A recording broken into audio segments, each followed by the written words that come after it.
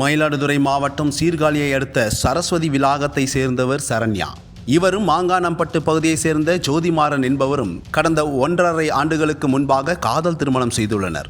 சரண்யா 2 மாத கர்ப்பிணியாக உள்ளார்.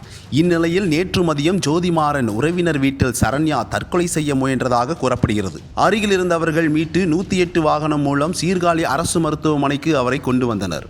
பரிசோதித்த மருத்துவர்கள் அவர் ஏற்கனவே இருந்ததாக தெரிவித்துள்ளனர். இதனைத் தொடர்ந்து சரண்யாவின் உடல் சீர்காழி அரசு மருத்துவமனையில் உடற்கூறு ஆய்விற்காக வைக்கப்பட்ட நிலையில் சரண்யாவின் தந்தை ராஜேந்திரன் தனது மகள் திருமணம் முடிந்து சில மாதங்கள் கடந்த நிலையில் ஜோதிமாறன் மற்றும் அவர்களது உறவினர்கள் சரண்யாவை வரதட்சணை கேட்டு துன்புறுத்தினர் என்றும் தனது மகள் இறப்பில் சந்தேகம் இருக்கிறது என்றும் அவரது மகள் இறப்பிற்கு காரணம் ஜோதிமாறன் மற்றும் அவர்களது உறவினர்கள் தான் என்றும் கொள்ளிடம் காவல் நிலையத்தில் புகார் அளித்துள்ளார்.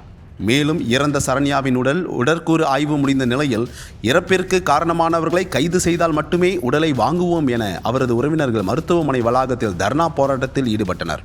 பாதுகாப்பு பணியில் இருந்த கொள்ளிடம் காவல் ஆய்வாளர் ராஜா தர்ணா போராட்டத்தில் ஈடுபட்டவர்களிடம் பேச்சுவார்த்தையில் ஈடுபட்டார்.